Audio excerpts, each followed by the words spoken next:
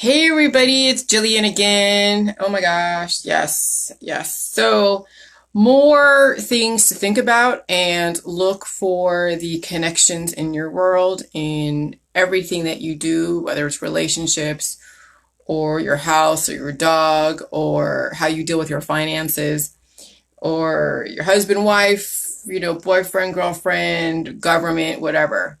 Every kind of trauma that's out there, whatever it is, it's a type of, I would say, rebirth or reproduction, okay, which is basically the same thing.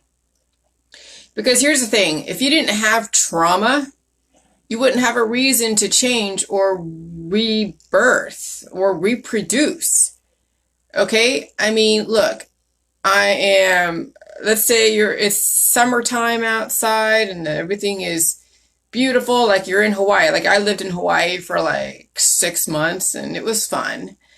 And it was just like every day, you go to the beach and then maybe you go to the nightclub and you drink a bunch of drinks, maybe get a little drunk here and there. Okay, fine. And you get up and you have breakfast and you go snorkeling and you have your breakfast and lunch and dinner and you go out to eat. Maybe you go to work and make your little money and it's just like, life is just so good. There's no reason to change anything because it's so good. And then something like life takes a left turn. Something happens. Let's say there's a storm, or let's say, some weird person entity came in and upset your homeostasis.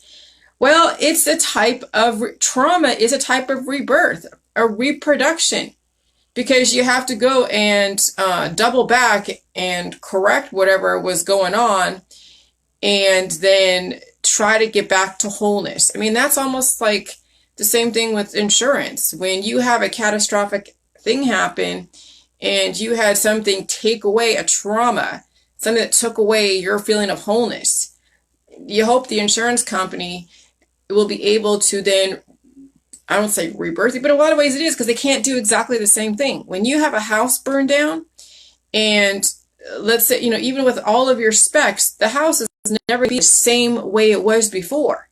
It's going to be a little bit different if you have a major like house burned down, And so no matter what, anytime you have a trauma to the body, it's a reproduction.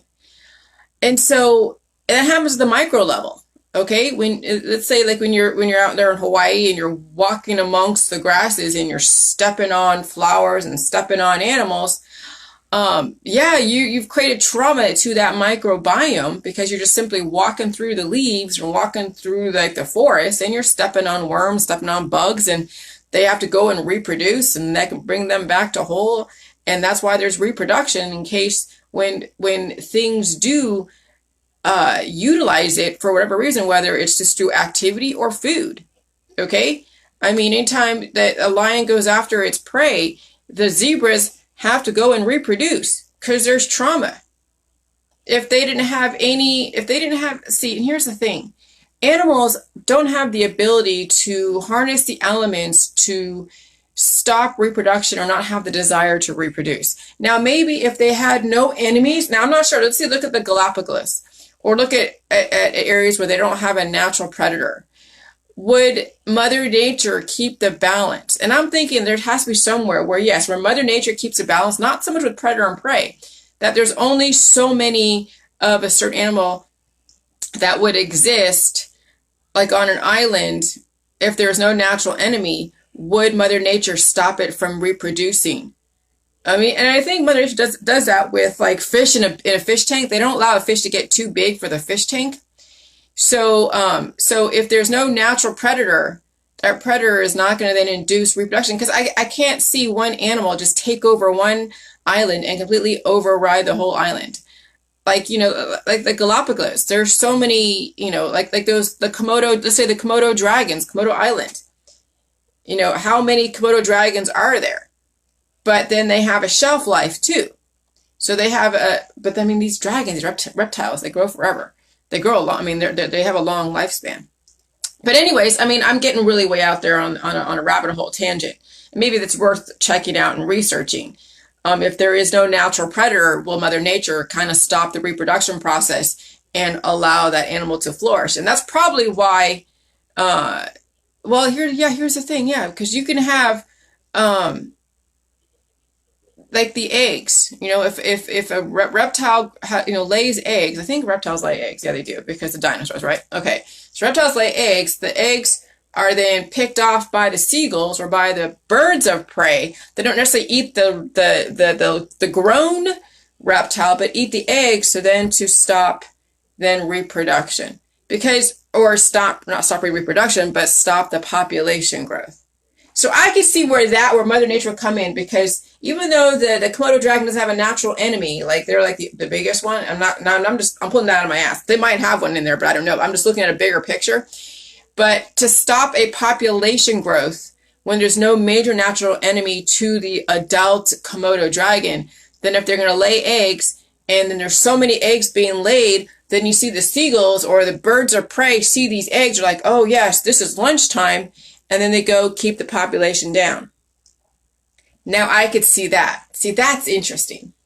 But no matter what, trauma is reproduction. I mean, look, the trauma that I went through rolling this chili juice out, it created a rebirth, a reproduction, a new kind of thought process. Okay? And if it wasn't for people picking at me and trolling me and being critical of me, then I wouldn't have this, this type of reproduction of a new thought process. Okay? Because, it's not like, we're not reproducing the same thing. We're reproducing a thing that is better.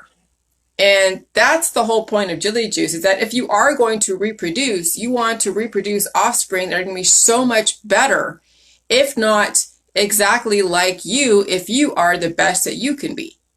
But we're not trying to create clones, right? We want to give everybody an individual opportunity to spread their wings and to show their uniqueness. So, yeah, so the whole thing with let me go to that. Trauma, reproductions, it happens at conception. Okay, when you have a sperm and the egg, when the male and the female and whatever, when you have a turkey baster and a single female, the vector, and that's a kind of trauma to the body, and male and a female is trauma to the body. You know it. Come on, you guys know it. And then they take it to extreme sometimes in some of the Pornhub world. Okay, fine.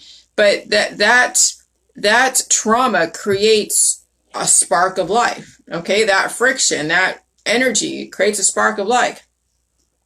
Circumcision, micro and macro level, will create reproduction. This is what I'm thinking, like with the Bible and Exodus, or not even so much Exodus. Oh yeah, it is Exodus, because, and I don't know when circumcision was implemented at what point, and I'm sure somewhere in the Bible, if I actually study the Bible, somebody could tell me when they actually made that rule of law that circumcision is a very biblical, Abrahamic, Muslim thing to do. But what it does is, what I've read is that it is a rite of passage from a boy to a warrior. Well, why would you need to have a boy become a warrior? Because it's the hunt. It's not only the hunting for animals, which they were doing anyways, but the hunt for women, and then the procreation. And it makes sense, because any type of trauma you have, you look at people with mommy and daddy issues, you look at people that may have been raped or molested or all these different types of sexual abuse, they act that out. And even though it's maybe not their intention to reproduce, the act of it manifests. And so, when John Coronado just raised I love my people. You guys are awesome. You raised some really interesting points about asking me what I think about circumcision.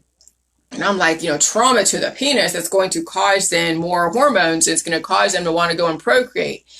And then, and them finding the girls with mommy and daddy issues. And then you show me someone that has trauma to their penis and a mommy and daddy issue. I'll show you someone's going to procreate like crazy. And that is so true.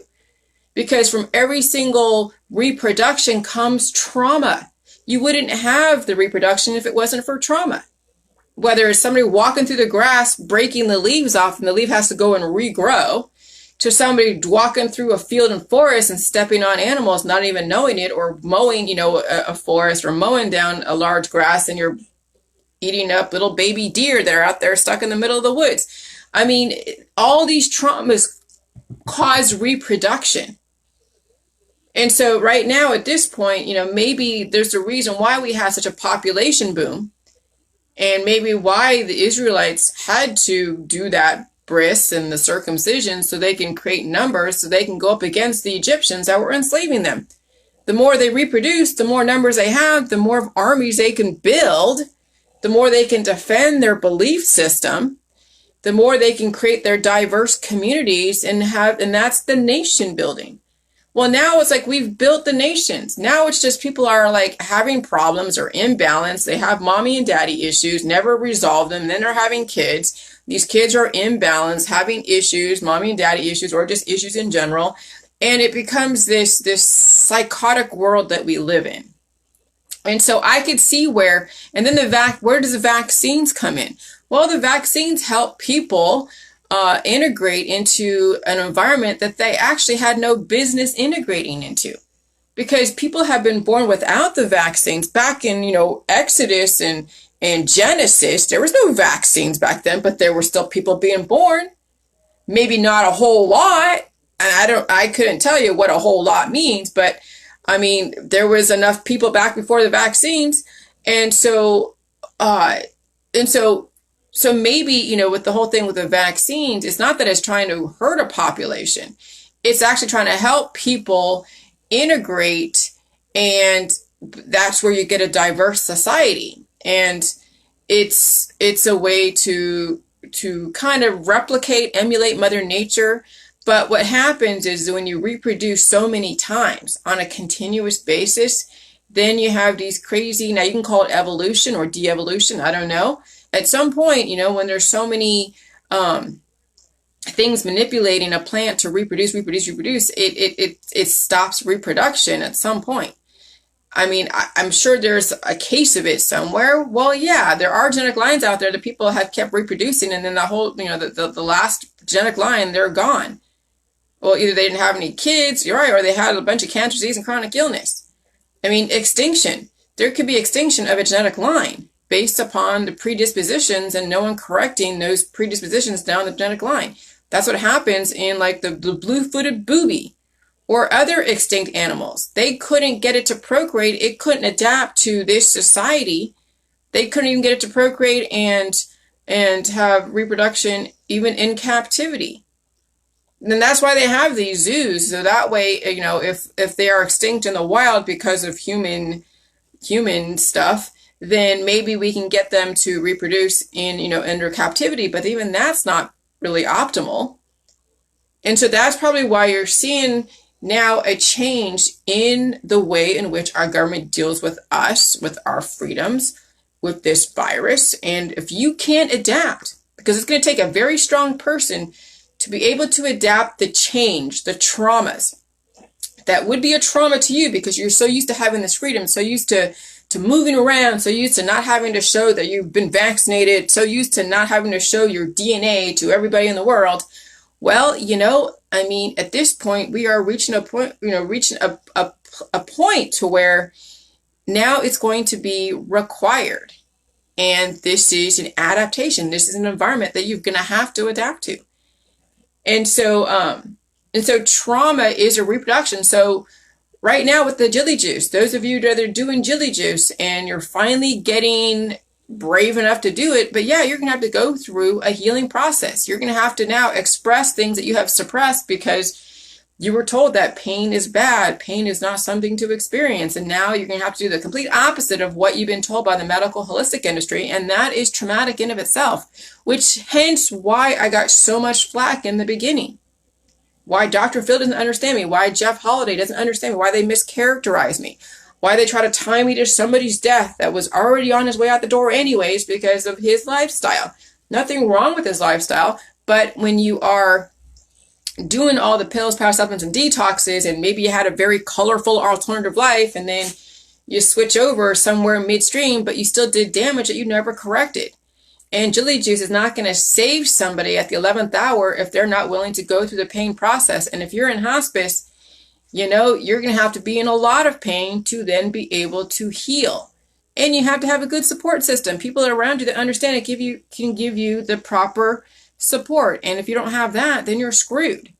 Okay? But that was the beginning. That was the genesis of Jillian. It was the trauma of introducing something. It was a major rebirth to humanity when you think about it.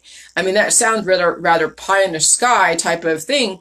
But when you're introducing indefinite life, you know, and I looking at this picture that I made of a weak body and a strong body with the DNA and the telomeres and viruses, how viruses and telomeres, how they impact each other and the DNA. Well, viruses are like viral capsids, right? And then the telomeres are caps at the ends of the DNA, the X and Y chromosomes and stuff. And then you have these viruses that what is this? Yeah. Those are viruses, and that's X and Y. Those are the capsids.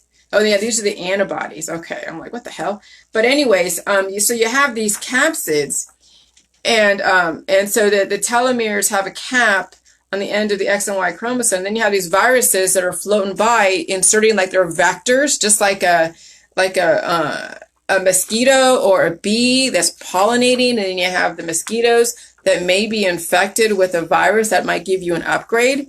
And if you are weak, then you'll degrade and get Lyme disease. If you're strong, you're going to be like Mr. Genius or Mrs. Genius. But this is a strong body where the virus does a hit and run on your X or your X chromosome, and it uploads, you know, information into the telomeres, it lengthens it, and then it hits and runs, and then it gets any excess viral data gets taken out through autophagy, through the waterfalls. You're not accumulating excess viral data. So this is a strong body where viruses do a hit and run, upload the DNA, they're a vector, and upload their data into the DNA, and then they leave the body, and you're able to filter out any excess. On a weak body, you'll have all these viruses, which is going on right now with COVID. People are in the hospital and dying from COVID, is that they have a weak immune system. And so the virus is still going to go and do a hit and run, but then you're going to be accumulating the excess viral data, and you have predispositions. And then you have all these antibodies that are accumulating. All these antibodies are accumulated, and that's what shuts bodies down. So with a weak or with a strong body, the antibodies are not accumulating. They are being released through autophagy and through the jelly juice. But weak bodies, they're accumulating DNA, or I'm sorry, they're accumulating antibodies. Okay, so I know you can't really see this because it's all backwards, but that's how it all works. I mean, that's the rebirth, understanding what viruses are a key to evolution. And that's something that, you know, so I just sent in, I gotta show this to Bridget, but I just sent in some corrections on the cover and the back cover, and then one more correction in my interior. I didn't do an italicized thing, but and they're being nice. They're actually doing a fee waiver on that because I did it after the fact. But anyways, so this book, my next book, is going to say that, you know, maybe we shouldn't fear viruses. We have to actually strengthen our body to handle the environment. We shouldn't fear viruses or vaccines if you have a strong body. But if you have a weak body, you better fear the vaccines, and you better fear your environment. You better fear the microbiome because you have a very weak body. And so, you know, that's what you're seeing. Everybody that's against Bill Gates, and everyone's against Jillian, everyone that's against anyone, you know, out there, or has some kind of discrimination issue, they have weak bodies. And so they're just projecting all of their weaknesses onto the nearest thing that seems to fit their agenda. So yeah, the whole thing with the jelly juice is a rebirth. It's a reproduction. It comes from trauma. But then we hope that we never have to go through this kind of trauma again. But at this point, we have 7 billion people. And we're going to see people go through all of this trauma. And every single time something happens to someone close to us, someone goes through a death process, it's going to be a trauma to you. And you're going to have to get stronger from it. I mean, people are watching their friends go through these types of things, and it's a trauma. And some are going to survive, and others are not going to survive watching the trauma. They're going to, you know, take themselves down the road, the same road that their friends are going. And it's kind of sucks. And that's what the hardest thing about jelly juice is, that when you know this is a reversal, and people just don't want to believe it. Now, here's the thing. I still have some white hairs in my head. Okay. So I haven't gotten to my hair yet where I have no more white hairs. I have a few, and you may be able to see a few. Okay. But, I know that at some point, down the road, will I have my period? Will I not have my period? Somebody on my business page that I actually blocked a while ago, his name is Tim O'Neill. So if he watches this, I'm going to put this on YouTube, of course. He's like, how is it that, you expect everybody to drink a bunch of chili juice? Maybe he's referring to a gallon a day, which that hasn't really been promoted that much. Some people do it because they have a lot of issues. But it's like, you still have your period, because he was responding to the fact that is guiding reproduction carefully the social distancing. And maybe, it's not prudent for you to go and hop into bed with somebody if you are not doing chili juice. Okay. And so maybe it's time to just, chill out on the indiscriminate, whatever. So, I was being a little judgmental there. But anyways, and so Tim was responding and saying, well, how, you still get your period. You're not drinking as much chili juice. Well, yeah, I'm not going to say I'm not getting my period to lie to you just to back up my theory. It's still a theory. It's still very much a theory.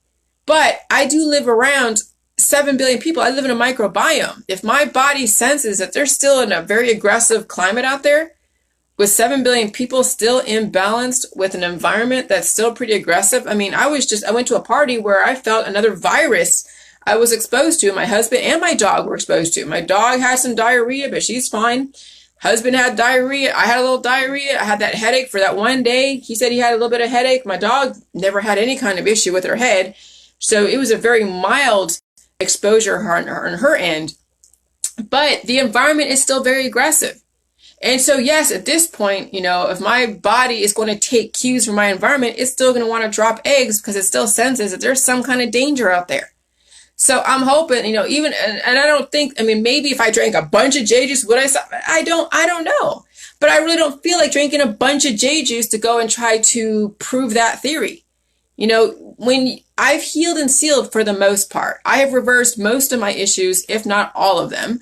Anytime I go through an upgrade, it's because there's a new virus in the environment.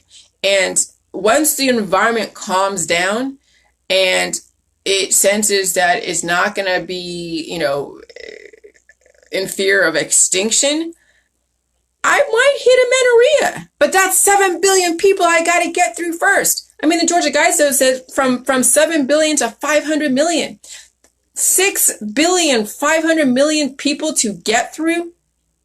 I don't foresee stopping my period anytime soon. I'm hoping, but it definitely, it is the way my period reflects is based upon what's going on in the environment. And so, and I still, have relations with my husband. So maybe he's shaking the tree, which somebody has said, he's shaking the tree, So I'm like, I'm not going to not give, what my husband expects, and it's fine. And it's a marriage. Okay. I'm married. Okay. I don't discount that. I don't live like I'm single and abstain. So, there are a lot of factors that would then potentially, trigger reproduction. But do I actively want it? I could go without it. If it was up to me, I don't have to have the relations.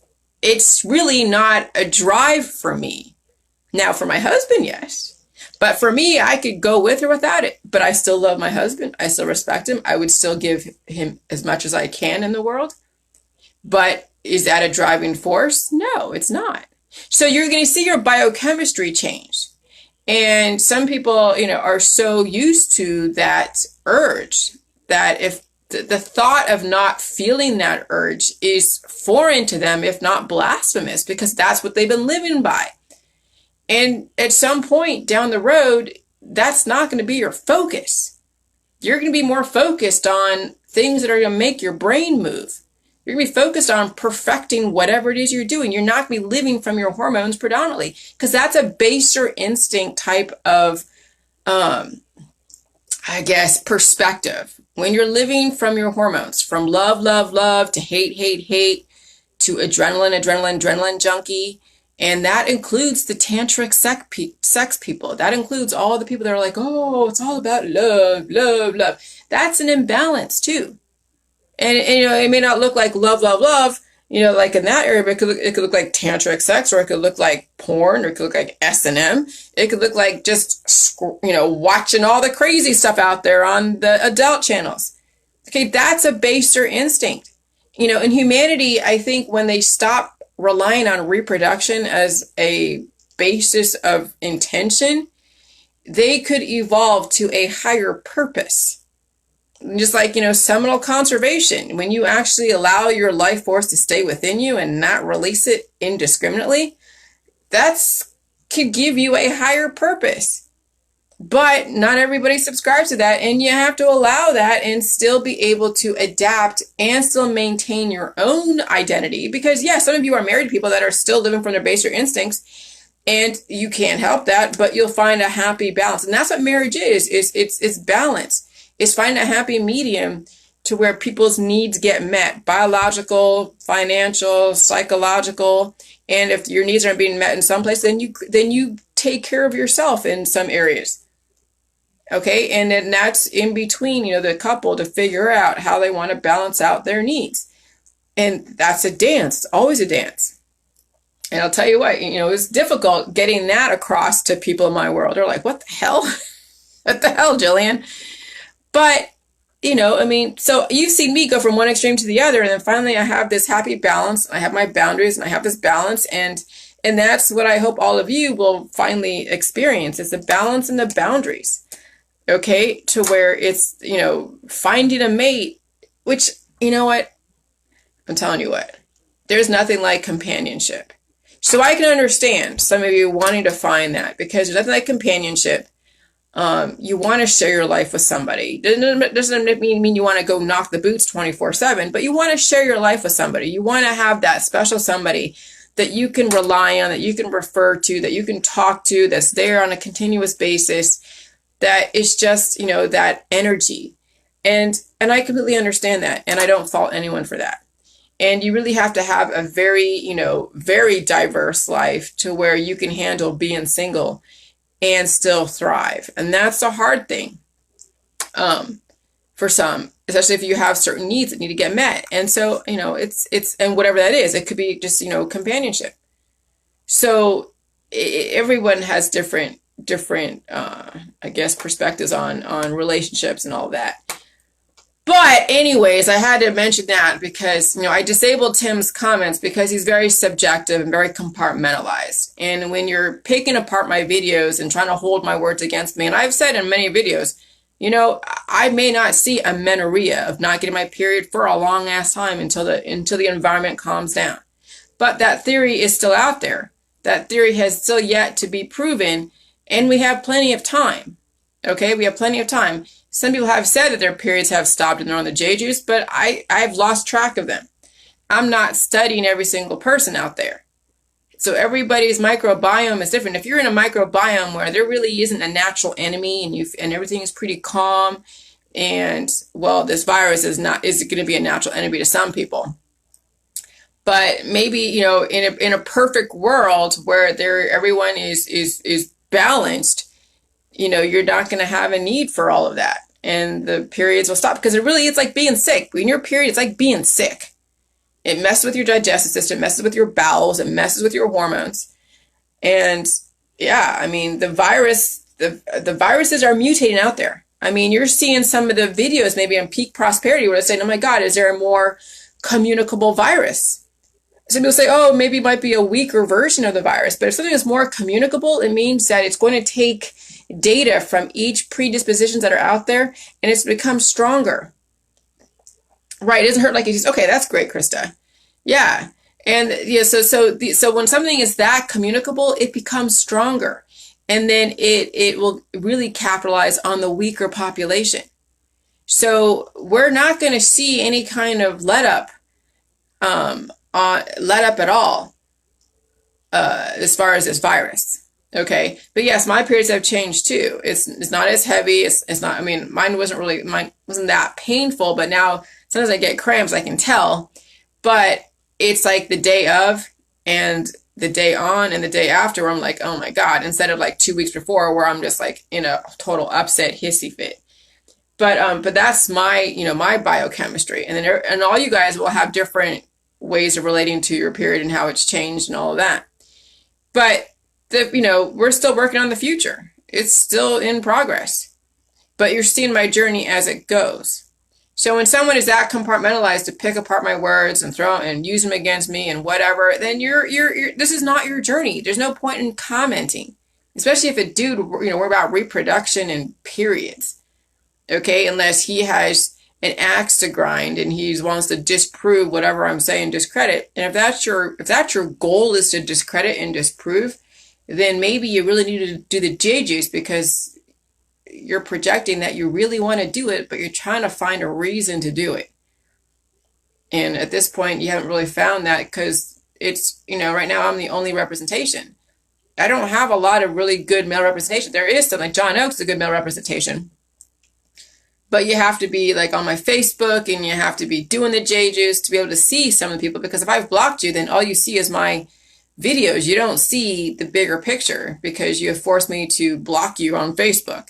Okay, so you're only getting part of the story. I have a lot of people in my group, not a lot, but I have a few people in my group. Some guys are doing the J juice and they're talking about their testimonies and they're really just, they're doing okay.